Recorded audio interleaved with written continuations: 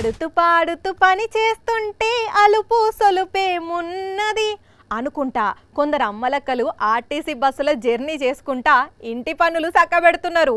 తెలంగాణలో RTC బస్సులల్లో ఆడోళ్ళకు free కదా, ఆ ఫ్రీ బస్సులల్లో సీట్ల కోసం కొందరు లేడీసు జుట్లు పట్టుకొని కొట్టుకుంటుంటే ఇంకొందరు ఏం చేస్తున్నారో తెలుసా?